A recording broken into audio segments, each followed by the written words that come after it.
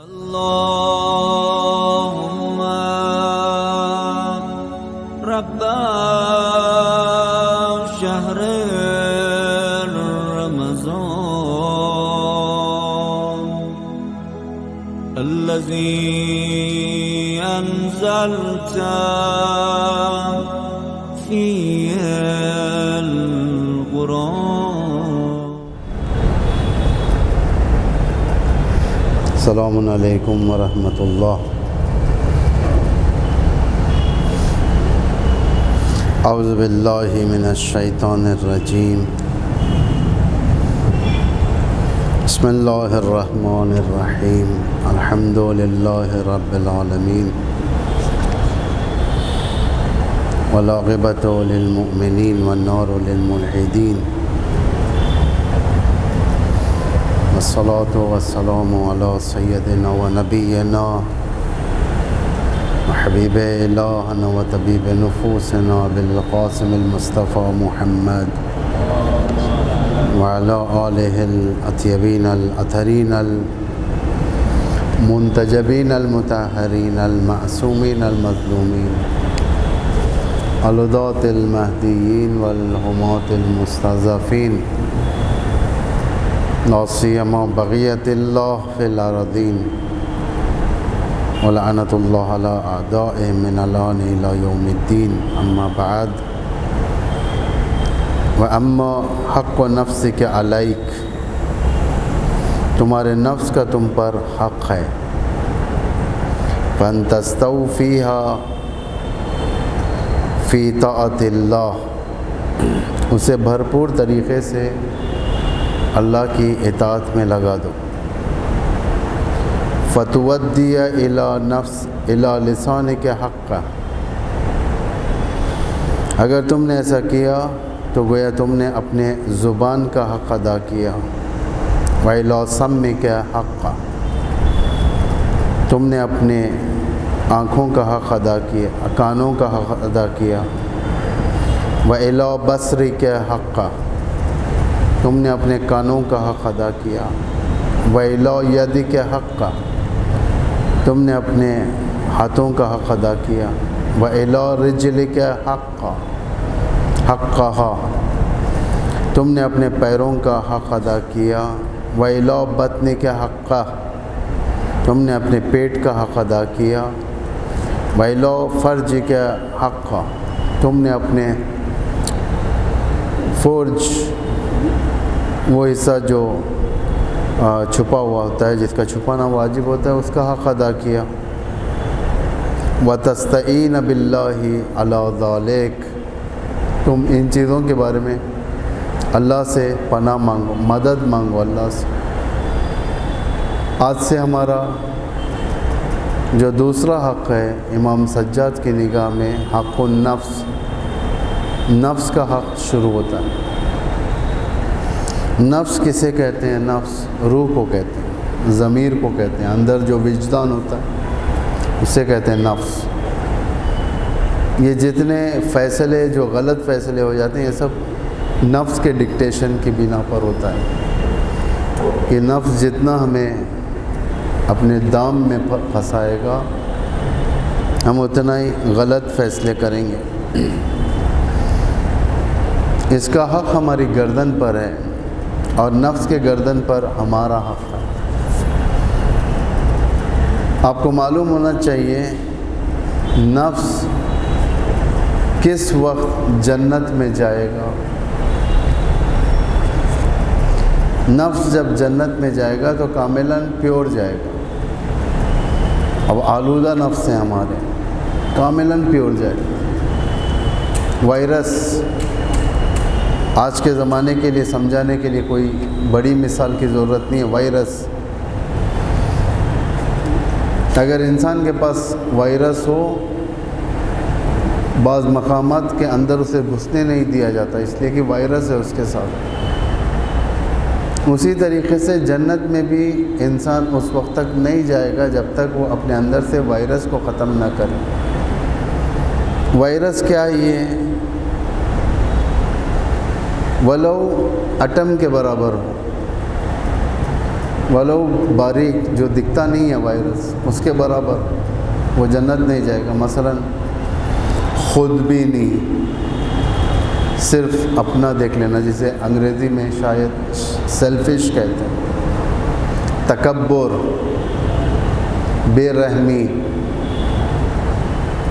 یہ سب چیزیں، یہ سب نیگیٹو پاورز جتنا ہمارے اندر رہیں گے، ہم اتنا ہی جنت سے دور رہیں گے، کہ ہمیں جنت میں داخل ہونے کا کوئی سگنل نہیں ملے گا، اس لیے کہ ہمارے اندر نیگیٹو پاورز ہیں۔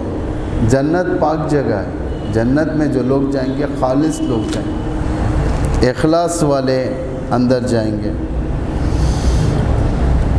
سب سے بڑی چیز یہ کہ ہم اپنے نفس کو پاک کریں، اپنے باطن کو پاک کریں۔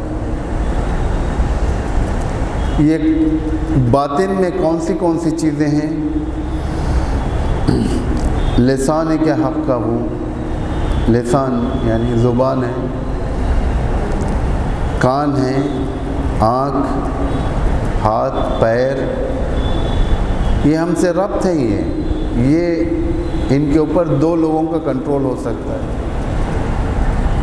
دو پاورز کنٹرول کر سکتے ہیں۔ ایک خود نفس کنٹرول کر سکتا ہے، اگر نفس کنٹرول کر لیا تو تمہیں ہلاک کر دے گا، تمہیں مار ڈالے گا۔ نفس اس بے لجام گھوڑے کی طرح ہے، جو گھوڑا سرکش ہو کر بھاگتا ہے، اسے قابو میں نہیں لایا جا سکتا۔ نفس ویسے ہے، اگر یہی پاور عقل سے کنٹرول ہو جائے تو انسان کامیاب ہو جاتا ہے، سعادت کی طرف جاتا ہے۔ سب سے پہلے کان میں بات جاتی ہے، وہ عقل کو ایک کاپی چلے جاتی ہے، نفس اسے لے لیتا ہے، دل اسے حاصل کرتا ہے، خواہشات میں لے کر آتا ہے۔ لیکن دوسرے اعضاء اندر کے دوسرے قوتیں اس دل کو اجازت نہیں دیتی۔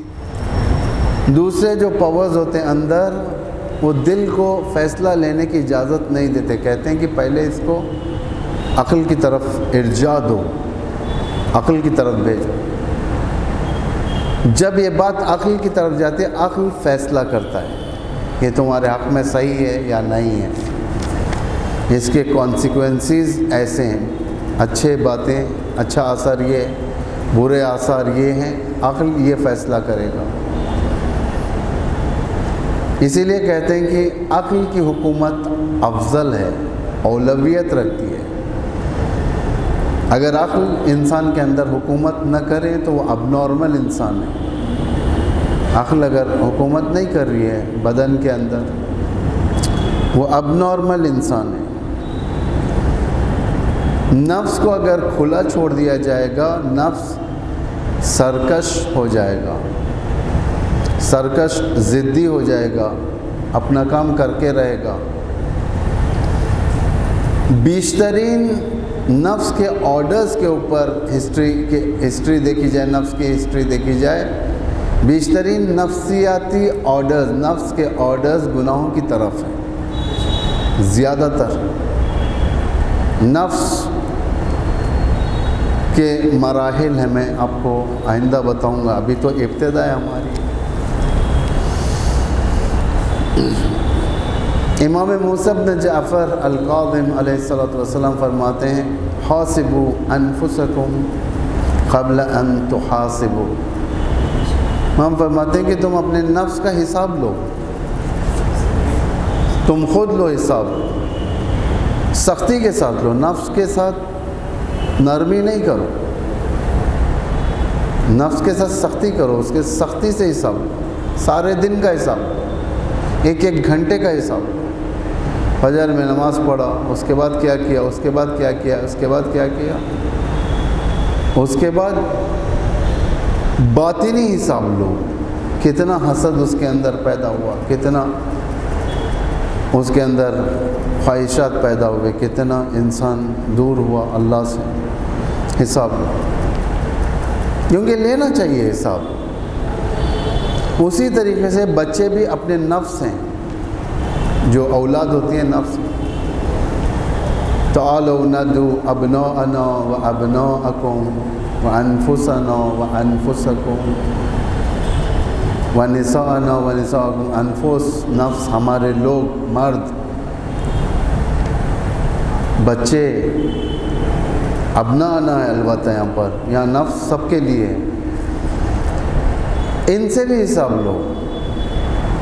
اگر تم نے اپنے بچے کو پیسہ دیا ہے خرچ کرنے کا، واپس آنے کے بعد ایک ایک پائے کا حساب، اگر چھوڑ دو گے تو یہ پیسہ تمہارے بچے کو لے ڈوبے گا، اگر چھوڑ دو گے۔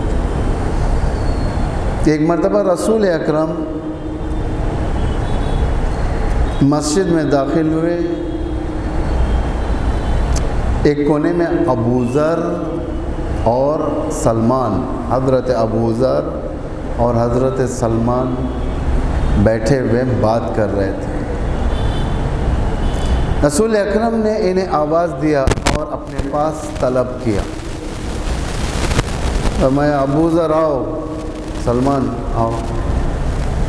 اپنے جیب میں ہاتھ ڈالا، ڈالنے کے بعد 10 درہم نکالا، 5 درہم ابو ذر کو دیا، 5 درہم سلمان کو دیا۔ دوسرے دن نماز کے بعد پیغمبر جب باہر آنے، اصحاب آگے پیچھے رہتے، اصحاب سے کہا کہ جاؤ بڑی بڑی اینٹیں لے کر آؤ، بڑے بڑے پتھر لے کر آؤ۔ پتھر لائے گئے، اطراف میں سجائے گئے، اور بیچ میں ایک بڑا سیل ڈالا گیا، سیل، پتھر والا سیل، اور نیچے ہیزوم جمع کر کر لکڑیاں جمع کیا، آگ لگا دی۔ پتھر کے نیچے آگ لگ رہی تھی، پتھر گرم ہو گیا۔ پیغمبر نے فرمایا کہ سلمان اس پتھر پر جاؤ، کل جو میں نے تمہیں 5 درہم دیے اس کا حساب تھا۔ سلمان گئے پتھر پر، ایک پیر رکھا، دوسرا پیر رکھا، رسول اللہ کو دیکھ کر کہا کہ یا رسول اللہ میں نے اسے راہ خدا میں تصدق کر دیا بول کر اتر گئے۔ اس کے بعد پیغمبر فرماتے ہیں ابو ذر اب تمہاری باری ہے۔ ابو ذر ڈر گئے، ابو ذر چڑھنے سے انکار کر دیا، کہا یا رسول اللہ میں نہیں چڑھ سکتا، میں کیا حساب دوں پیسوں کا۔ ابو ذر سے رسول نے فرمایا کوئی حرج نہیں، ابو ذر سیریس نہ لو معاملے کو، بس میں دیکھنا چاہ رہا تھا کہ تم کتنا جواب دے سکتے ہو محشر میں۔ اب جب کہ تمہیں معلوم ہو چکا ہے کتنا سخت ہے محشر، جاؤ تیاری کرو، آمادہ ہو جاؤ محشر کے لیے، تاکہ محشر میں تم جواب دے سکو۔ وَزِنُوا أَعْمَالُكُمْ قَبْلَ أَن تُؤْذَنُوا، اپنے اعمال کو وزن کرو، موازنہ کرو، وزن کرو اپنے اعمال کا، اس سے پہلے کہ تمہارے اعمال کو محشر میں وزن کیا جائے گا۔ اگر نیکی کیا ہے تو شکر ادا کرو اللہ کی بارگاہ میں، خدایا تیرا شکر، میں نے نیکی کیا ہے، یہ ہدایت تیری طرف سے تھی۔ اگر خدا نخواستہ بدی کیا ہے تو تم اصلاح کرو، اس کے بعد کوشش کرو کہ وہ بدی تم تک نہ پہنچے، وہ بدی انجام نہ دے پاؤ۔ امام کاظم فرماتے ہیں کہ لیس منا، وہ ہم میں سے نہیں ہے، وہ ہمارا شیعہ نہیں ہے، من لم یحاسب نفسہ فی کل یوم، لیس منا، وہ شخص ہمارا شیعہ نہیں ہے، وہ شخص ہمارا چاہنے والا نہیں ہے جس نے سارے دن میں ایک مرتبہ اپنے نفس کا محاسبہ نہ کیا، ہم میں سے نہیں ہو۔ اخلاقی بحثیں ہیں، 4 چیزیں، ایک محاسبہ، ایک مقاربہ، ایک معاقبہ، ایک معاتبہ۔ محاسبہ معمولاً رات میں ہوتا ہے، سونے کے وقت سارے دن کے اعمال کو جانچا جاتا ہے، محاسبہ حساب لیا جاتا ہے، یا صبح میں پچھلے دن کے سارے اعمال۔ اس کے بعد کی منزل مقاربہ کی منزل ہے۔ مقاربہ یعنی اپنی مراقبت کرنا، اپنی حفاظت کرنا۔ کل کا تو رزلٹ ہمارے سامنے ہے، کتنے مارکس پاس ہوئے، کتنے فیل ہوئے، کتنا ہم نے گناہ کیا، کتنا ہم نے نیکی کیا، وہ ہمارے سامنے ہے۔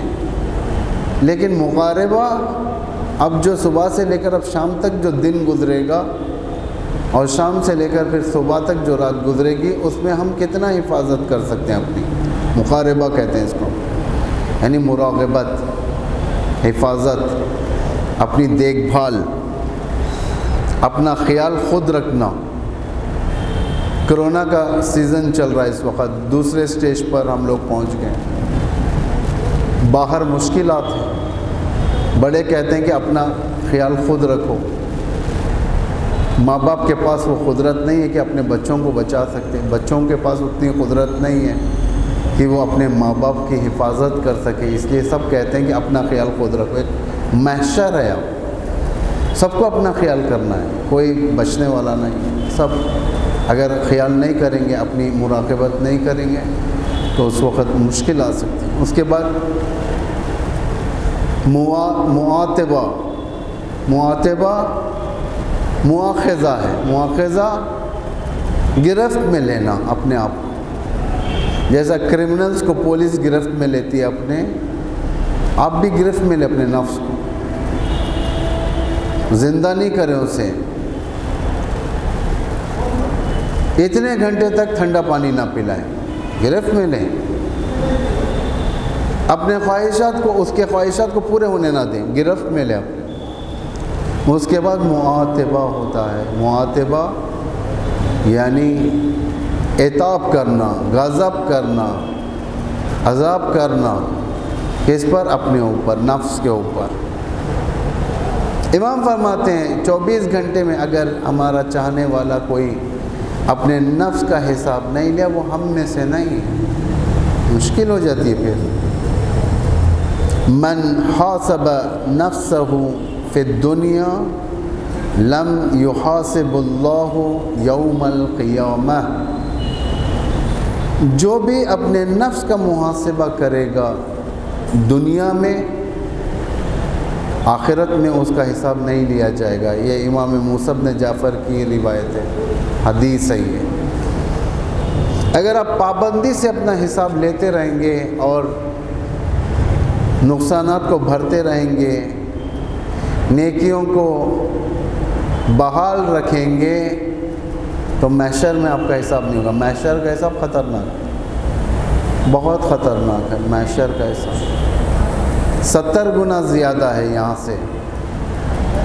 جس طریقے سے آپ آگ میں، جو آگ آپ کھانا بناتے ہو، جس آگ سے تم روشن کرتے ہو، جس آگ سے گرمی لیتے ہو، یہ جہنم کی آگ سے بنی ہوئی آگ ہے۔ یہ جہنم کی آگ 70 مرتبہ جب دھوئی گئی ہے، 70ویں والی آگ دنیا میں بھیجی گئی ہے۔ یعنی جو آگ ہمیں جلا دیتی ہے، ہمارے سارے سیلز کو جلا دیتی ہے، ہمارے سارے حالات ختم کر دیتی ہے، یہ آگ آخرت کے آگ کے مقابل میں کچھ نہیں ہے۔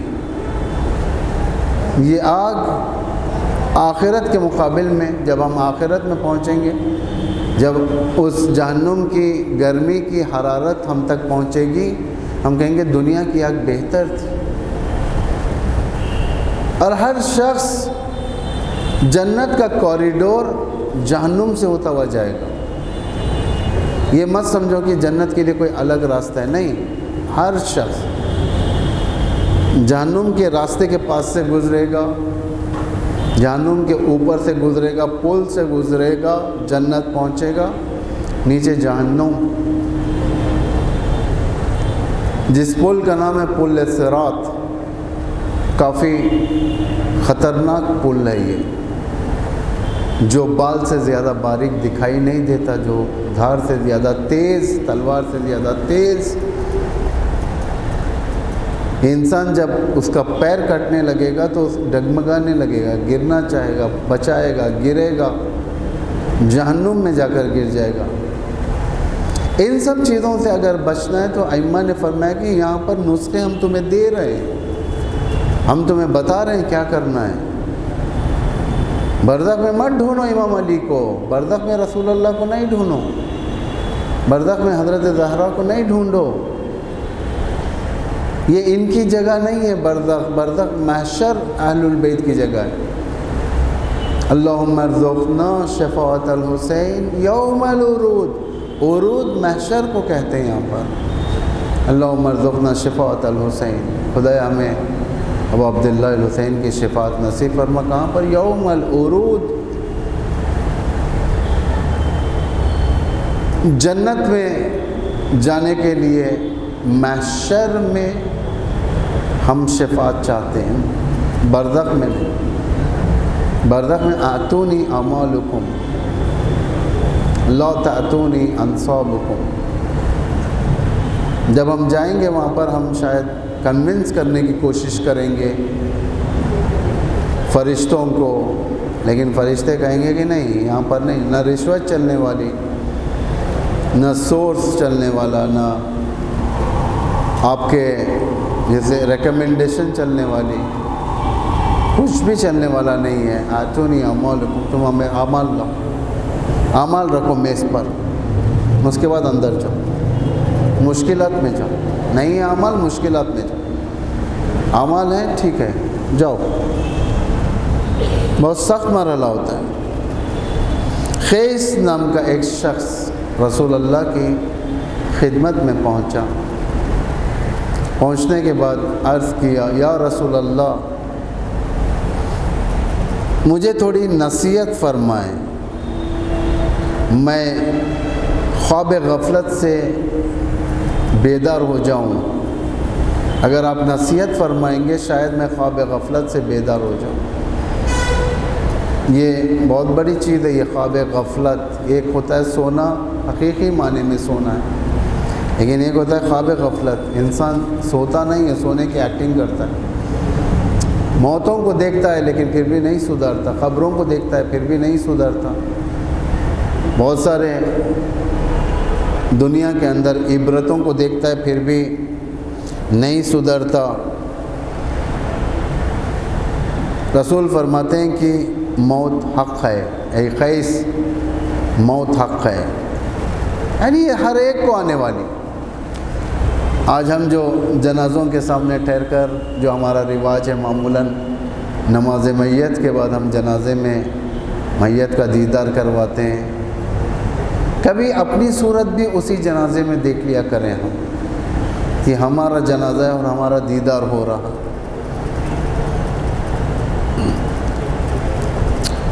تو پیغمبر فرماتے ہیں کہ اے قیس موت حق ہے،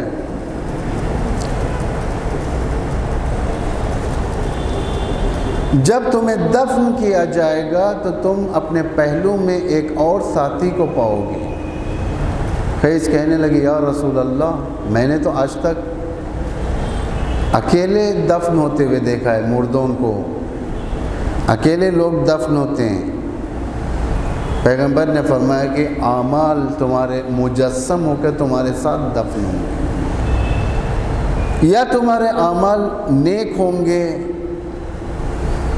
نیک اعمال کرو گے تو تمہارے ساتھ اونس کریں گے، وہ اعمال بشارت دیں گے۔ ایک گھنے جنگل میں اگر آپ اکیلے چلنا چاہو خوف ہوگا، چلنے کے لیے انسان آمادہ نہیں ہوگا، لیکن اسی جنگل میں چلنے کے خاطر ایک دلیر آدمی آپ کے ساتھ ہو جائے اور بار بار کہے مت ڈرو میں تمہارے ساتھ ہوں، ساتھ چلو میرے،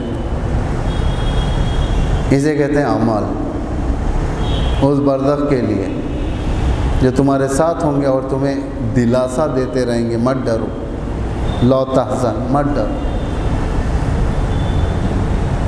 ایک اور مجسم میت تمہارے ساتھ دفن ہوگی، وہ ہوگی بدعمالیوں کی، کتے کی شکل میں، سور کی شکل میں، اور خطرناک۔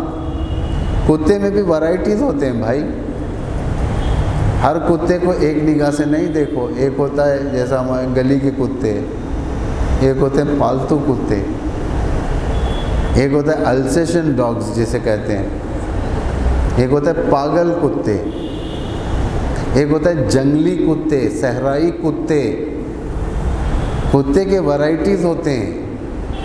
انسان ہر کتے کو دیکھ کر خوف نہیں کھاتا، جو خطرناک کتے ہوتے ہیں انہی سے خوف کھاتا ہے۔ خطرناک کتے سور سے خوف کھاتا ہے، اچھا نہیں دکھتا اسے۔ سور میں بھی ورائٹیز ہوتے ہیں باقاعدہ، دریائی سور ہیں، خشکی سور ہیں، جنگلی سور ہیں، گندے سور ہیں، بہت سارے ہیں۔ جانوروں میں بھی ورائٹیز ہیں۔ کیٹ فیملیز ہوتی ہیں، بلی کا خاندان جس میں بلیاں ہوتی ہیں، شیر ہوتے ہیں، سب ایک ہی ٹائپ کے ہوتے ہیں، خدا کی خلقت ہے۔ فَبِأَيِّ آلَاءِ رَبِّكُمَا تُكَذِّبَانِ، اے جن و انس، کن کن نعمتوں کو تم، اللہ کی کن کن نعمتوں کو جھٹلاؤ گے۔ ایک واقعہ شاید میں نے پہلے بھی بیان کیا، ایک شخص، ایک عالم بزرگوار نیند کے عالم میں مر جاتے ہیں، موت ہو جاتی ہے، تو وہ آگے کی طرف بڑھتے ہیں۔ ایک گندا جنگلی خطرناک کتا ان کے دامن کے نزدیک آنا چاہتا ہے، اور یہ اپنا دامن چھڑاتے ہیں، بچاتے ہیں اپنے آپ کو اس کتے سے۔ ہے یعنی کتا تھوڑی دیر جاتا ہے پھر آ جاتا ہے ان کے پاس، پھر ہکالتے ہیں، پھر جاتا ہے، پھر آ جاتا ہے، پھر چلاتے ہیں، پھر جاتا ہے، پھر آ جاتا ہے۔ آخر انہیں خوف ہونے لگا کتے سے، اور رونے لگے، رو کر آواز دینے لگے، یا ابا عبداللہ، میں آپ کا ذاکر ہوں جو یہاں پر پھنس گیا ہوں اس گندے کتے کے پاس، آئے مجھے نجات دیں۔ امام حسین تشریف لاتے ہیں، اس کتے کو اشارہ کر کر چلا دیتے ہیں، کتا چلے جاتا ہے۔ امام حسین فرماتے ہیں کہ یہ تو تھا، تو میرا ذاکر تھا لیکن کتا تھا تو۔ یا ابا عبداللہ، آخر کون سا گناہ جس کی بنا پر یہ سزا مجھے دی گئی؟ تو گھر میں کتا تھا، بھونکتا تھا اپنے بیوی بچوں پر، آوازیں اٹھاتا تھا، تو میرا ذکر بھی کرتا تھا، تو میری مدح بھی کرتا تھا، تو میرے قصیدے پڑھتا تھا، تو میری مجلسیں پڑھتا تھا، ان بیوی کے اوپر کتوں کی طرح چیختا تھا، بچوں پر کتوں کی طرح چیختا تھا، انہیں کترنے جاتا تھا، تو انہیں مارتا تھا۔ ایسا خوف بیٹھا کہ فوراً وہ نیند سے اٹھ گئے۔ خواب تھا، خدا کا شکر خواب تھا۔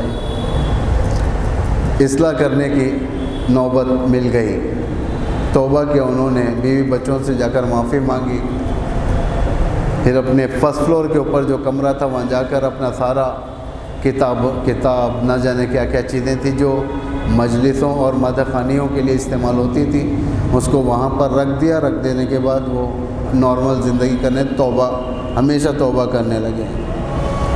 پیغمبر فرماتے ہیں وہ تمہارے اعمال ہیں جو تمہارے ساتھ دفن ہوں گے، اگر تم نیک اعمال کرے رہو گے یہ تم سے اونس کریں گے، محبت کریں گے، دلاسا دیں گے، تمہیں سپورٹ کریں گے، بشارت دیں گے، وہ اعمال مجسم ہو جائیں گے۔ اگر برے اعمال کرو گے تو یہ خوفناک گندے چہرے میں تمہارے پاس آئیں گے، آنے کے بعد تمہیں ستائیں گے، وہی خوف بٹھائیں گے۔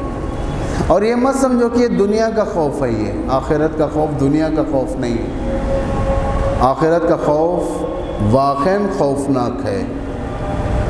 آخرت کی آگ واقعاً جلا دینے والی آگ ہے۔ آخرت کا ہر چیز واقعاً خطرناک ہے۔ اللہ کی پناہ، اللہ کی پناہ۔ یہ روزے، یہ دعائیں جو اس حالت میں اس وقت ہم یہاں پر بیٹھے ہوئے ہیں، جبکہ ہم یہاں پہ بیٹھے ہوئے ہیں، یہ اعمال، یہ ہماری اللہ سے نزدیکی، یہ جہنم کی آگ پر پانی کا کام کرتے ہیں۔ معلوم ہے آپ کو؟ رجب میں روزے رکھنا، شعبان میں روزے رکھنا، رمضان کے روزے جہنم کی آگ کو ہم پر ٹھنڈی کر دیتے ہیں۔ روزے کا اتنا اثر ہے، روزے کا اتنے فوائد ہیں۔ طلب کریں اللہ سے، آخرت کی بخشش کروائیں، کیونکہ ہمارے پاس کوئی عمل نہیں ہوتے۔ معمولاً ہم لوگ اللہ کی نگاہ میں غریب لوگ ہیں، ہم لوگ اللہ غنی ہے، ہم تو انسان ہیں، خواہشات کے بہکاوے میں آ جاتے ہیں۔ ہم تو انسان ہیں، خواہشات کو اپنے نفس کا غلام، نفس کو خواہشات کا غلام بنا دیتے ہیں، اور کبھی کبھار تھوڑی بہت عبادتیں بھی ہو جاتی ہیں ہماری۔